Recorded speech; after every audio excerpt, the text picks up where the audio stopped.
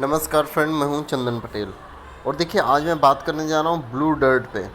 और यहाँ पे अगर मैं बात करूं तो ये देखिए, इतनी ज़बरदस्त रिवर्सल है इस स्टॉक में। तेज़ी देख रहे हैं। देखिए, अगर आप इस स्टॉक को अगर आप शॉर्ट टर्म के लिए अगर आप ले रहे हैं तो आपको बहुत ही बेस्ट है। आपको मैं और दिखाना चाहता हूँ, अगर मैं वीकली चार्ट लगाऊँ, वीकली चार्ट मतलब हो गया कि एक कैंडल एक वीक को रिप्रेजेंट करती है। ये जितनी भी एक कैंडल है, एक कैंडल एक वीक को रिप्रेजेंट कर रही है। ठीक है, तो अभी आपको इस स्टॉक में रिवर्सल देखने को मिल रहा है। अगर मैं यहाँ पे मंथली चार्ट लगाऊं तो यहाँ पे एक कैंडल, ये एक कैंडल एक मंथ को रिप्रेजेंट करती है। यहाँ पे आप देखिए, अगर थोड़ा मैं पीछे चलूँ तो यहाँ पे आप देख पा रहे होंगे कितनी ज़बरदस्त इस स्टॉक में तेज़ी थी। पहले आप यहाँ पे देखिए, लगभग इसने हाई बना दिया था।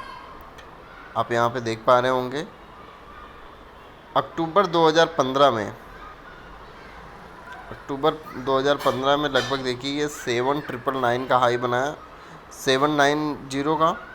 ठीक है, 7900 का हाई इसने बनाया है। आप यहाँ पे देख पा रहे हो 7900 का इसने हाई बनाया है। और अगर हम यहाँ पे पीछे चलें तो आप यहाँ पे देखिए पीछे कितनी ज़बरदस्त तेज़ी से ये स्टॉक ग्रोथ कर रहा था। आप यहाँ पे देख पा रहे होंगे, ये जो कंपनी IPO इसका ओपन यहाँ पे हुआ था। अब देखिए, जिस मंथ में इसका IPO ओपन हुआ था वो लगभग 691 रुपये। कब ओपन हुआ था? 1 जनवरी 2008 में, मतलब उस मंथ में IPO ओपन हुआ था। फिर उसके बाद इस स्टॉक में तेज़ी देखने को मिली, इतनी तेज़ी देखने को मिली कि देखते ही देखते इस स्टॉक में आप यहाँ पे देखिए तेज़ी बन गई लगभग 7,850 रुपये का। फिर वहाँ से थोड़ा सा डाउन देखने को मिला और फिर इस स्टॉक में तेज़ी देखने को मिली, रिवर्सल। ठीक है, और यहाँ पे देखते ही देखते लगभग ये तेज़ी देखिए जो बनी है तेज़ी, ये तेज़ी बनी है यहाँ पे 7,900 रुपये का। फिर ये देखिए ये तेज़ी कब बनी है? ये तेज़ी बनी है 1 अक्टूबर 2015 के महीने में। फिर उसके बाद इस स्टॉक में इतनी भयंकर गिरावट बनी कि गिरते गिरते ये स्टॉक देखिए अभी 2021, जब 2020 में अपना कोरोना वायरस का सीज़न था तो वहाँ पे ये देखिए गिरते गिरते ये स्टॉक 1860 रुपये पे आ गया। कितने पे? 1860 रुपये पे आ गया। और फिर ये स्टॉक में इतनी ज़बरदस्त रैली आई कि देखिए ये कितना गुना पैसा करते गया। मतलब हर, अगर आप 1860 रुपये भी, अगर आप 1900 या 2000 रुपये से भी अगर काउंट करते हो कि अगर मैंने 2000 रुपये पे अगर माल उठाया है तो भी आप यहाँ से काउंट करिए, ये स्टॉक इतना ज़बरदस्त, मतलब 4000 पे इसका 2 गुना हो गया। ठीक है, और यहाँ पे देखिए ये स्टॉक 5700 रुपये तक पहुँचा था। लगभग आपका पैसा 2.5 गुने से ज़्यादा कर दिया। ठीक है, और 1 साल के अंदर ये बता रहा हूँ। ठीक है, तो क्या ये अपना ये हाई टच कर पाएगा क्या? ये जो इसका हाई है 7,900 का, ये हाई टच कर पाएगा क्या? तो देखिए, अगर आप चाहते हैं कि ये अपने हाई की तरफ बढ़ रहा है और यहाँ पे इस जो मंथली कैंडल है थोड़ा सा करेक्शन देखने को मिल रहा है। अगर हम यहाँ पे डे बाई चार्ट लगाएं तो यहाँ पे देखिए सब मार्केट में गिरावट हो रही थी और इस स्टॉक में भी आपको गिरावट देखने को मिली। तो ये अभी फिर से रिवर्सल एक बार ले रहा है, तो क्या ये 8,000 रुपये को टच करेगा? देखिए, अगर आप ये चाहते हैं कि ये 8,000 रुपये को टच करें और आप अगर इस पर नज़र बना के रखेंगे तो शायद आप इसमें एक अच्छा पैसा कमा सकते हैं। देखिए, लगभग जितने भी बैठे हुए स्टॉक थे वो सब लगभग कुछ पिछले महीने में लगभग सभी कुछ ऐसे स्टॉक हैं कि जिसने अपना हाई टच किया है। तो हो सकता हो ये भी स्टॉक हाई टच करे। तो आप अगर इस स्टॉक पे अपनी नज़र बना के रखेंगे तो शायद आपको एक अच्छी अपॉर्चुनिटी मिल सके। तो वीडियो बनाने का मकसद यही था कि आप केवल शॉर्ट टर्म के ही लिए आप यहाँ पे निवेश करें, ठीक है। लॉन्ग टर्म के पर्पज़ से आपको मैं यहाँ पे मना बोलूँगा कि आप यहाँ पे लॉन्ग टर्म के पर्पज़ से आप यहाँ पे ना निवेश करें। आप केवल शॉर्ट टर्म के पर्पज़ से आप यहाँ पे निवेश करें। अगर आपको अपॉर्चुनिटी मिलती है तो आप यहाँ पे पैसा बनाएं, और कभी भी आप अगर यहाँ पे निवेश करें तो आप हमेशा स्टॉप लॉस के साथ ही निवेश करें, ठीक है। मेरा वीडियो बनाने का मकसद यही था कि ये देखिए, ये अपने 8000 हाई को टच करने जा रहा है, तो आपकी नज़र बनी रहनी चाहिए। अगर ये कंसिस्टेंटली अगर ये तेज़ रहा तो हमने 8000 को टच करके 10,000 को टच करना चाहेगा, ठीक है। देखिए 8000 जब ये अपना टच करेगा 8000 का हाई, तो वहाँ पे थोड़ा सा आपको करेक्शन देखने को ज़रूर मिलेगा।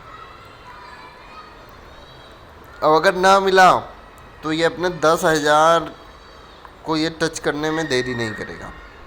तो आपकी नज़र हमेशा इस पे बनी रहनी चाहिए, क्योंकि देखिए ब्लू डर्ट, इसके बारे में मैं और आपको बताऊं और दूसरे वेबसाइट पे लेके चलूं तो आपको मैं पूरी डिटेल इस कंपनी के बारे में मैं बताना चाहता हूं। देखिए मैं आ गया हूँ screener.com पे, और यहाँ पे हर कंपनी के बारे में आप बैलेंस शीट वगैरह हर चीज़ देख सकते हैं, कैसी उसकी प्रॉफिट है पर ईयर, पर क्वार्टरली, आप सब यहाँ पे देख सकते हैं। कंपनी काम क्या करती है वहाँ तक भी आप देख सकते हैं। आप यहाँ पे देखिए, इसकी यहाँ पे वेबसाइट पे आप विजिट भी कर सकते हैं, ठीक है। आप यहाँ पे डायरेक्ट NSE BSE पे भी जा सकते हैं। तो इस वेबसाइट पे स्क्रीनर पे आपको हर चीज़ मतलब एक प्रोवाइड हो जाएगी, किसी भी कंपनी के आप बारे में जानना चाहते हैं तो। और देखिए मैं आपको बताऊं, ब्लू डर्ट एक्सप्रेस लिमिटेड, ये कंपनी करती क्या है।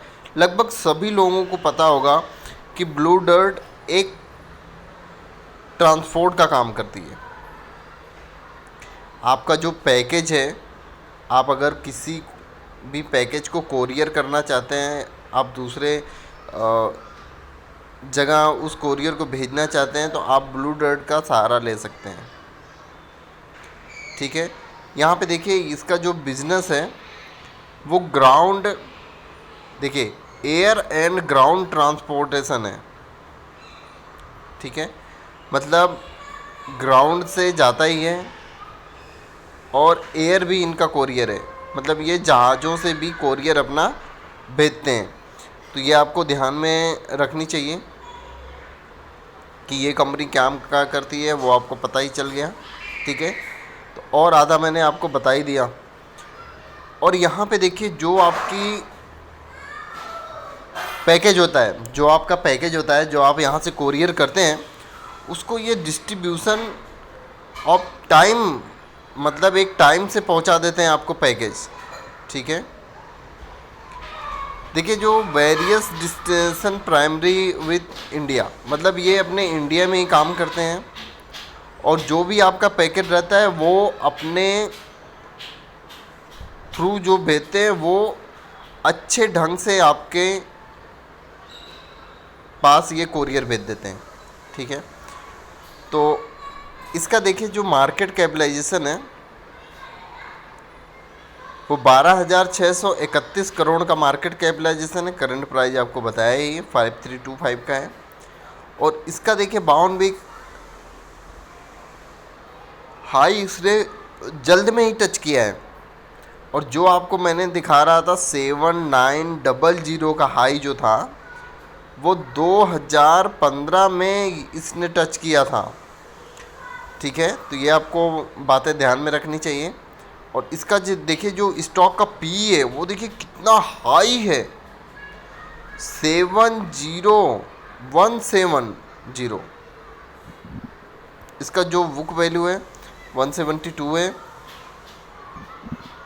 इसका देखिए जो ROE है, ROC है वो देखिए यहाँ पे 13 पॉइंट है। आरओई देखिए इसकी कम है।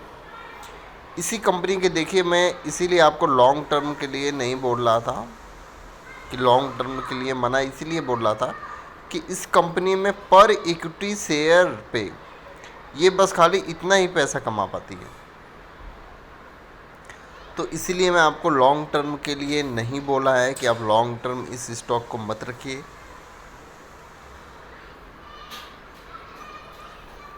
ओनली आप बस खाली शॉर्ट टर्म में रहिए। देखिए मैं ये बोल रहा हूँ, इस स्टॉक में तेज़ी है, अब बहती गंगा में आप अपना हाथ धो लीजिए, ठीक है। और जैसे ही इस स्टॉक में करेक्शन आए, आप वहाँ पे स्टॉप लॉस लगा के आप निकल सकते हैं। ये चीज़ें इसलिए मैं आपको बताई। और चलिए मैं आपको और चीज़ें बताना चाहता हूँ। यहाँ पे देखिए जो इसकी कुछ मुझे चीज़ें देखिए अच्छा क्यों लगी कि यहाँ पे मैं शेयर होल्डिंग देखा तो मेरे को एक हंसी आ गई। पता है क्या? देखिए जो आप यहाँ पे कंपेयर करिए, ये चीज़ आपको कंपेयर करना बहुत ही ज़रूरी है। देखिए जो प्रमोटर के पास है वो 75% की होल्डिंग है। डीआईज के पास देखिए 6.68, ये आप मार्च 2018 का है। ये चीज़ें आपको बहुत ही ज़्यादा ध्यान में रखनी चाहिए, ठीक है। तो अभी आगे चल के आपको भी हंसी आएगी। और यहाँ पे देखिए डीआईज के पास 5.90 है। यहाँ पे पब्लिक के पास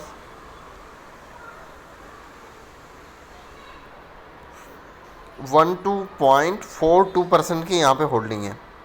और यहीं पे अगर हम 2020 की अगर हम बात करें तो आप यहाँ पे चार्ट देखिए। देखिए जो प्रमोटर हैं, प्रमोटर के पास तो वही की वही होल्डिंग है। एफआईज ने अपनी सारी होल्डिंग बेच दी है। आप ये चीज़ देखिए मार्केट इतना ज़बरदस्त गिरावट में आया कि एफआईज अपना होल्डिंग बेच के निकल गए और उनके पास 0.18% की होल्डिंग है बस। और डीआईज जितना मार्केट गिरता गया वो इतना ही माल उठाते गए और इनके पास अभी देखिए 11.70% की होल्डिंग है। और सेम सिचुएशन वही है पब्लिक की। पब्लिक को यही लगता है अरे यार ये तो 8,000 रुपये से गिर के 2,000 रुपये तक आ गया, दबा के माल उठा लो चलो, ठीक है। तो वही इन्होंने किया है। तो देखिए मैं पब्लिक से और डीआई तो देखिए बड़े रिसर्चर होते हैं, मैं उनके लिए कुछ भी नहीं कर सकता क्योंकि मैं तो अभी इस मार्केट का बहुत ही नामात्र छोटा सा, इतना भी नहीं मेरे को मार्केट के बारे में पता है जितना डीआईज को पता होता है, क्योंकि उनका काम ही वही होता है मार्केट की, हर मार्केट की परख रखना। मैं एक बहुत ही छोटा सा हूँ इस मार्केट में।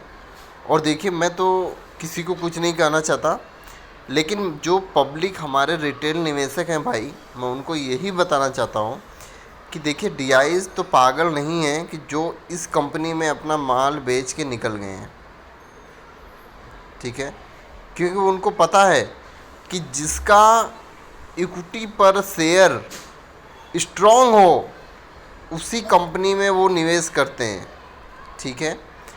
तो आपको मैं यही बताना चाहता हूँ कि इस कंपनी में बस खाली वो तुक्का लगा रहे हैं, मज़े लेके वो निकल रहे हैं। तो आप यहाँ पैसा अपना फंसाइए नहीं, ठीक है। क्योंकि जिस कंपनी में अगर उसका अर्निंग पर शेयर अगर स्ट्रॉन्ग नहीं होगा तो वो कंपनी आपको क्या कमा के देगी और अपने क्या कमा के रखेगी। और ये डिविडेंड तो देती ही नहीं है। तो इसीलिए मैं आप बोल रहा हूँ भाई, आप यहाँ पे अगर आप प्रॉफिट में आ रहे हो तो धीरे धीरे माल अपना खिसकाते रहिए, ठीक है। उससे क्या होगा कि आपका माल भी नहीं फंसेगा और आपको प्रॉफिट भी हो जाएगा। और अगर आप ऐसी कंपनियों में रहना चाहते हैं तो आप रहिए, वो आपकी मर्ज़ी है भाई, क्योंकि पैसा आपका है। देखिए मैं यही चाहता हूँ कि अगर आप प्रॉफिट में आ रहे हों तो आप धीरे धीरे धीरे अपना माल बेच के निकलते रहिए, प्रॉफिट बुक करते रहिए। ये नहीं मैं बोलता हूँ कि कल मार्केट खुले तो कल ही आप सारा का सारा माल बेच दें, नहीं। आप शॉर्ट टर्म के लिए जैसे जैसे आपको करेक्शन दिखे इस स्टॉक में वैसे वैसे आप निकालते जाइए, और जैसे जैसे ये ऊपर जाते रहे स्टॉक वैसे वैसे आप इस स्टॉक पे अपनी नज़र बनाए रखिए और आप अपना स्टॉप लॉस बढ़ाते रहिए, ठीक है। तो उससे क्या होगा कि आपको घाटा भी नहीं होगा और आपको ऐसा लगेगा भी नहीं कि चलो भाई ठीक है मैं अभी इस स्टॉक से निकला नहीं हूँ बाहर, और आपको जो प्रॉफिट होने वाली रहेगी वो प्रॉफिट आपको होके ही रहेगी। तो इसीलिए मैं आपको बोलता हूँ कि आप इस स्टॉक पे पूरी की पूरी नज़र बनाइए और इस स्टॉक के बारे में और आप देखिए, रिसर्च करिए। क्योंकि देखिए मैं तो यही समझता हूँ कि अगर इसकी यहाँ पे आरओई इतना कम है तो ये कंपनी कमाती कितनी होगी, ना के बराबर। तो आपको ऐसी कंपनियों में क्यों लगाना। देखिए मैं इस कंपनी को बुरा नहीं बोल रहा हूँ, हो सकता हो ये फ्यूचर में चल के और अच्छा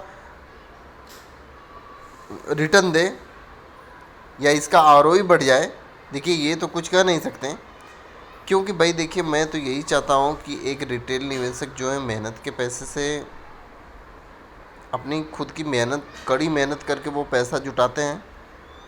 तो इसीलिए मैं आपको यही सलाह देना चाहता हूँ कि ऐसी आरओई वाली कंपनी में आप कभी भी रिस्क ना लें। क्योंकि देखिए हमारे पास तो करोड़ों अरबों रुपए है नहीं कि हम कहीं भी चलो ठीक है 10,000 20,000 लाख रुपए रिस्क पे खेल दें, इतना तो हमारे पास है ही नहीं। तो हमारे पास जितना है हम उसी से ये चाहते हैं कि हमारे पास अगर 1,00,000 रुपए है तो हम उसको 1 करोड़ में कन्वर्ट करने की कोशिश करें, या हमारे पास 1,00,000 रुपए है तो 10 लाख रुपए या 50 लाख रुपए में हम कन्वर्ट करने की कोशिश करें उसको, ठीक है। तो हमारे पास अगर कम पैसा है तो हम ऐसी कंपनी चुनें कि जहां हम एक स्ट्रॉन्ग आरओई हो और वो कंपनी भी बढ़िया हो और इतना ज़बरदस्त वो रिटर्न दे कि हमारा पैसा कई गुना हो। हम सोचते हैं हज़ारों लाखों गुना हमारा पैसा हो जाए। तो इसीलिए मैं आपको बार बार यही मैं बोलना चाहता हूँ कि आप अगर बहती गंगा में हाथ धोना चाहते हैं तो आप यहाँ पे हाथ अपना धुल सकते हैं, ठीक है। लेकिन आप कभी भी अगर हाथ धुलें तो स्टॉप लॉस लगाना ना भूलें, ठीक है। ये आपको बहुत ही ज़रूरी है स्टॉप लॉस लगाना। Okay, thank you friend.